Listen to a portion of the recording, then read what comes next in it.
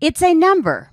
It's the price that Facebook paid to get its current domain name. How much did Facebook.com cost? Welcome to the Web Marketing Show, a podcast hosted by Randy Thornton.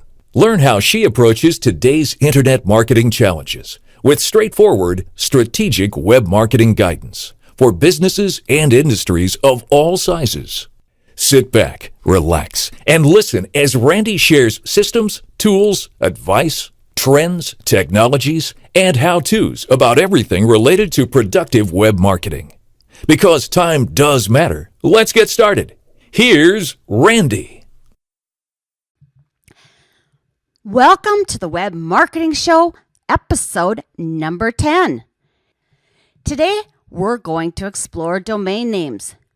I'm going to share important domain name search strategies, such as what makes a good domain name, things to consider when purchasing a domain name, tactics that could save you great strife down the road, an existing brand new opportunity most are unaware of that could have a dramatic effect on your web marketing, and a special web domain name search tool resource. But first, today's episode is sponsored by SEOGoogleGuru.com. This is a website I own, and I'm also going to share a special link with you later in the podcast that is going to provide you with a great resource for searching for a domain name if you are interested. So stay tuned. First, what is a domain name? A domain name is similar to a physical business or home address. When you want to tell someone how to get to your business, assuming you have a physical location, you'd give them your street address. When you want to tell someone how to get to your website, you give them your domain name. The domain name for the website I use to publish these podcasts on is webmarketingshow.com. Now, let's get into some domain name helper and suggestions. First, I want to supply you with some quick facts. Fact number 1. Domain names are controlled by ICANN, which is a nonprofit organization that coordinates the Internet's global domain name system. Fact number 2. Domain names are organized in subordinate levels. The generic top-level domains include the most recognized and most popular domain names extensions such as .com, .net, .info, .edu, and .org. There are also country-level domain names such as .be for Belgium. Domain name fact number 3. No two identical domain names can be owned by different individuals at the same time. However, someone could own, for instance, the domain name homes.com, and somebody else could own the domain name homes.net or homes.info, for instance. Domain name fact number 4. Domain names are registered in year intervals. Fact number 5, domain names are not owned. They are registered and they are leased or rented. So when you buy a domain name and somebody refers to buying a domain name, they are buying it for a certain period of time. The last fact is when a registered domain name time elapses, and if it is not extended, that domain name becomes available again to the public. There is so much more to know about domain names, but these quick facts are helpful to understand, and you'll see what I mean in a minute. Of course, everyone who owns a website also has purchased a domain name. No one can visit your website if you don't have one. So if you must have a domain name, What type of specific strategies are relevant to web marketing? I've got a few good ones, and let's jump right in. First, buying domain names for investment purposes. Over the past 10 plus years, I've purchased, I'm sure, over 300 or more domain names. Owning domain names can be good as an investment. People often buy domain names they speculate could have future value.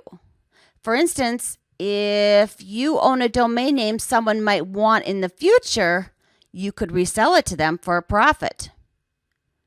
The buying a domain name process starts with entering a phrase or term, usually into a search field. Then results are returned. If you searched for a specific domain name, such as webmarketingshow.com, then the results would let you know if that specific domain name is available and also provide you with suggested names based upon your search. If you entered, for instance, 2 or 3 words into the search field, the results would display suggested available domain names based on the words that you entered. Most times included in these suggestive results are what is referred to as premier or premium domain names. These are domain names that are owned by somebody else. Somebody's already purchased them, and they have them for sale. So I just typed in the words web marketing show into my domain name search tool, and a suggested premier domain name displayed in the results was webmarketingdemo.com, and it's for sale currently at the time of this podcast for $1,888. So someone bought this domain name with the intention of reselling it for profit, or maybe it's a domain that they started developing and a website that they worked on and they just no longer have time to maintain it. There's a lot of different reasons why somebody would be selling a domain name. But oftentimes, domain names are just bought with the intent of never building a website to attach the domain name to, but rather to resell it for a higher profit or sell it for more than it was purchased for. Domain names such as business.com and toys.com have been sold for millions of dollars. If you had registered these domain names before anyone else and someone else wanted it, they would have had to buy it from you. And I just want to give you a little tip here. A domain name, how much is a domain name actually worth? The truth of the matter is a domain name is only worth what somebody's willing to pay for it. And there are other reasons someone might own more than one domain name. So this brings us on to strategy number 2, which I've titled Strategically Shutting Out Competitors. So there are great domain names, there's good ones, there are okay ones, and there are the ones I wouldn't even spend $1 on. Domains that end in .com have proven to be worth more than domain names that end in, say, for instance, .net. Some say that a website that has a domain name that ends in .net basically says to the world, I wasn't able to get a good .com domain name, so I chose a .net, a less popular extension. Also think of this. If you bought a .net domain, odds are you did so, I hope so at least, because the .com version was unavailable and someone else owned it. So let's imagine you owned a real estate company in Dallas, Texas. A great domain name would be dallasrealestate.com, which of course is not going to be available, but just go with me on this one. But let's say it was already taken and the domain name dallasrealestate.net was available. So you were all excited and you registered that domain name and you built your website, you built your business, you told everybody about your website. A couple of years go on. What do you think the chances are that someday somebody who is looking for your company and your company website actually ends up typing in dallasrealestate.com into their browser instead of .net The chances are highly likely that this could occur because .com has become so popular. That is one of the reasons that a .com extension, domain name extension, is more popular. Therefore, it's going to be worth more. You could actually lose business, and I'm sure that if you have a business that has a .net extension, there is a current .com extension for the exact same phrase. Therefore, I would also imagine that it would be highly likely that that online company would be a competitor of yours. And so in reality, what you're doing is sending people probably to your competitor's website when they could actually be looking for your website. So that's something to consider when you think about registering a .com versus a .net or any other extension. But there's one caveat that we'll get to later. Now, the next strategy I want to talk about, similar to what we just talked about, is I'm calling reverse competitive domain name strategy. So think of this scenario that we just talked about in reverse. If you owned DallasRealEstate.com, would it be in your best interest to also own .net, .info, and maybe every other available extension? It might be. Once again, someone could type the wrong extension. Although if you own .com, it's highly unlikely someone's going to mistake .com for .net. But what if you were a real popular website? Everyone knew about DallasRealEstate.com. If somebody started a brand new real estate company in Dallas and was aware of how well known your website was, they might try to get a domain name that was very similar to yours in an effort to possibly confuse those that are searching online for your company's website in order to gain traffic and visitors from people who, like I said, were trying to reach your website. While this might not be very ethical, this scenario happens often. Somebody would try or could try to ride the coattails of a very well-known popular website by having a domain name that's so similar. And that could really happen by owning the same domain name with a different extension.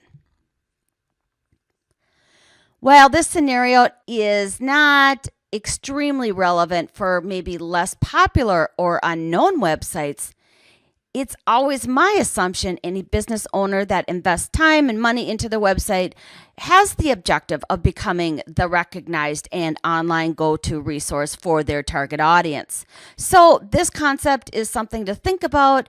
Even though you may not be the most popular website today, you may want to consider buying these other extensions just to protect yourself.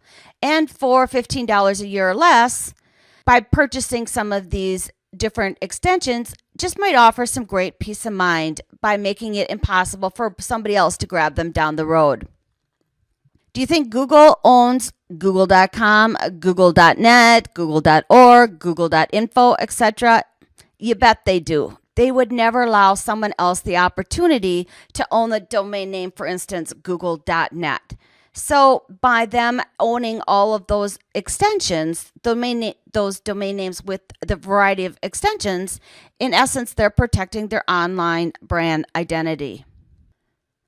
On to my domain name strategy number 4. I've titled this one, Misspelt Domain Name Catastrophes. Now that might be a little severe, but think about misspellings. Does your domain name contain a word that is often misspelt, or a word that could even be misspelt even 1% of the time? Using our Dallas real estate example, what if the word estate, E-S-T-A-T-E, was misspelled E-S-T-T-E? In other words, without the A. And the reason I bring this up is I oftentimes, when I'm in a hurry typing the word estate, I know how to spell it, but for some reason when I hit the A, it's like it just doesn't get hit, and I oftentimes have to hit the back button to spell it correctly. So what if somebody were typing in DallasRealEstate.com, but they neglected to include the A in the word estate, and that was your website, and somebody else owned the domain name dallasrealestate.com without the A. Does that make sense? What if your competitor owned the domain name that was a misspelling of your domain name and they typed it into a browser? That searcher would land on your competitor's website. These are just some scenarios and examples to consider related to web marketing and protecting yourself and your business against possible harmful situations. And we're just scratching the surface, but I'm hoping this gets your mind thinking.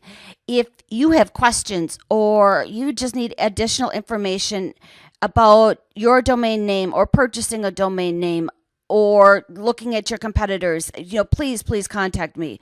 I'm more than happy to help you with this. So to make the domain name topic even a little more chaotic, there have been some recent developments you need to know about. But first, I want to highlight my 7 domain name registration recommendations.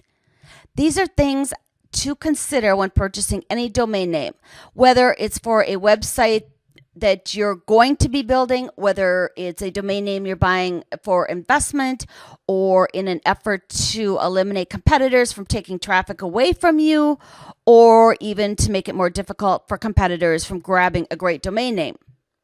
As I previously mentioned, there are great domain names, and then those I often wonder what somebody was thinking when they bought it. So here is my top 7 domain name registration list recommendations. Number 1, shorter is always better. A shorter domain name is going to be more valuable than a longer domain name. My domain name registration recommendation number 2, make it rememberable and easy to remember. I just said make it shorter is better, and this is exactly why. A long domain name is not as memorable. It's not as easy to remember. The more characters a domain name consists of, actually, the harder it is for somebody to remember, and each letter can take away from the value of a domain name. Use 1 to 3 words maximum. You wouldn't want a domain name like homes for sale in Dallas, Texas with a pool. Well, you get the idea. A domain name should not really consist of more than 3 words, if at all possible. Number 4, eliminate using words that are often misspelled. We just talked about that one. Domain name registration recommendation number 5. Do not use hyphens, and definitely do not use underscores. Think about this. If your website is, and there is somebody out there, I'm sure that's got this, so I haven't checked this, but what if you had dallas-real-estate.com? Sure, you got Dallas Real Estate in there, and maybe that's not so bad, but I tell you what, people are not going to remember the hyphens, and it sounds kind of awkward when you're mentioning your domain name and you suggest, well, go to my website at dallas-real-estate.com. It just does not sound as professional. Next up, consider using a location in the name of your domain name if you're a local business. This can really be significant for local businesses. If somebody's looking for a specific location type business and your location is located in the domain name, it does offer credibility. And maybe somebody would be more likely to click on your website versus somebody else's. And my 7th domain name registration recommendation is always secure your business name.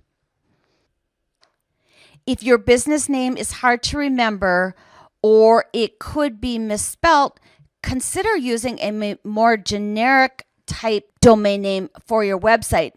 But even though you do use a more generic domain name for your website, still go ahead and secure your business name.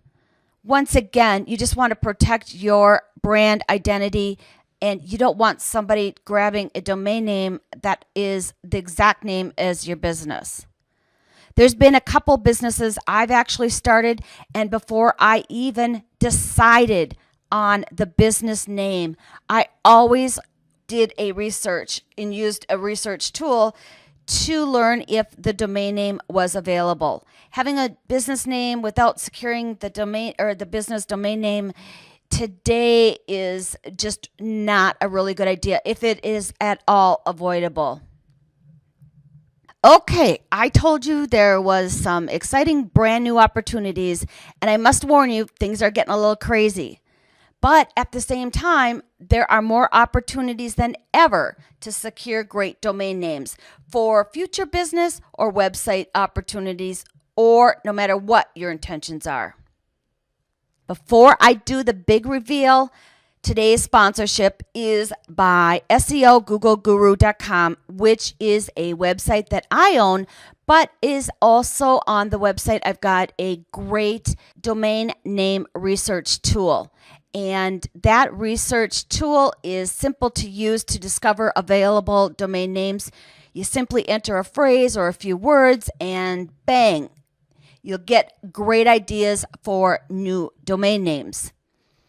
If you want to go directly to the page to support the Web Marketing Show, that would be great. I've hooked it up so you can go directly to this domain research tool by going to webmarketingshow.com/domain. webmarketingshow.com/domain. And I also will have this in the show notes, and you can find the show notes in case you're driving or just don't have access to a piece of paper and pencil at webmarketingshow.com/10. Okay, enough of that and on to the big news. No more teasing. Did you know from 1985 to 2012, there were 22 generic top-level domain name extensions, such as .com, .net, .org. But here's the big news. From 2013 to 2015, there are 617 brand new top-level domain names becoming available. The possibilities are really exciting. The internet's just grown so rapidly, these new generic top-level domain names open the doors to endless possibilities. But remember, it's all about who registers the domain name first, because once it's registered, it is gone until that purchaser decides to let it expire. And if it's a good name, chances are good they're going to keep it. I've found a really engaging and informative infographic about these brand new domain names and also a little history about domain names. And I'm going to have a link for that in the show notes too, which you can find at webmarketingshow.com/10. So what are some of these new top-level generic domain names? Listen to some of these that are available, and they're all being released at different times. Some of these are currently available. Some of these are going to be available next month. Every month, new ones are rolling out. But listen to some of these. How about .builders if you're a builder? How about .computer or .company or .directory or .email? Or .guru. I should actually get that one for SEO.guru instead of SEOGoogleGuru.com. I wonder if somebody's already done that. I haven't checked on that, but I have secured some really good ones. Here's some others. .kitchen if you're a contractor or you work with kitchens at all or you sell appliances for kitchens. What about .land, .management, .photos, .recipes, .shoes.singles .support .systems .today .training .ventures .voyage. There are some really, really great domain names here. And so, for instance, let's say you sell cameras. You're a camera shop. .camera's available. What could you do with this? You could, if you're a local business where people came to your location, you could do Dallas.camera. I mean, how cool is that? What's your domain name? Dallas.camera. Well, where's your .com? No, there's no .com. It's just Dallas.camera. What if you were a photographer and the domain names photography and photos are both available? Think about the possibilities. What if your photography company is your last name? Oftentimes it might be Johnson Photography. What if your domain name was Johnson.photography or Johnson.photos? I mean, really, you just got to think out of the box here. There's just so many possibilities. I don't know if you've heard about these new domain name extensions, but it appears that everybody I speak to about them has never heard of them or wasn't even aware that these were available. Domain names can be very interesting and they can hold a lot of value. I hope this podcast introduced some new strategies and concepts you've not thought of before. Personally, I'm really excited about these new top-level domain names. Once again, if you have any questions about anything I've discussed or as a question you have that I left out that you want an answer to, don't hesitate to reach out to me. I'm more than happy to help you in any way I can with your domain name and doing any domain name research. You can always reach me at Randi, RANDI, at webmarketingshow.com. And like I mentioned previously, if you want to support the show and you want to use the sponsored domain name search tool, go to webmarketingshow.com/domain. Really easy. webmarketingshow.com/domain. That also will be in the show notes at webmarketingshow.com/10. Well, next Web Marketing Show episode is going to be about social search engine optimization. Yes, social search engine optimization is an interesting topic, and I'm going to share some actionable takeaways to help you improve your search rankings on Google and other search engines using social. So the word for the webmarketingshow.com/10 for episode 10 is not a word, but it's actually a number. I asked you, how much did Facebook pay to get its current domain name? Well, interestingly enough, Facebook was originally called The Facebook, and it was open to a network of college students. But in August of 2005, the company paid $200,000 to change its domain name to Facebook.com. Yes, if you had purchased Facebook.com, you could have made $200,000. However, if when they had registered the Facebook.com, they also had registered Facebook.com, they would not have had to pay somebody else $200,000. Unless, of course, Facebook.com was taken at the time. That's why they went with the Facebook.com. Well, you see how it can be very complicated, but you can also see why it's very important to protect yourself. Today, if Facebook.com was owned, I'm sure there would be some more zeros added to the end of that $200,000 purchase price. So the number for today is $200,000. Head over to webmarketingshow.com. Leave me a comment. Let me know about domain names you've bought, and do you hold a portfolio of domain names? Have you sold some domain names? I'd love to hear some great stories.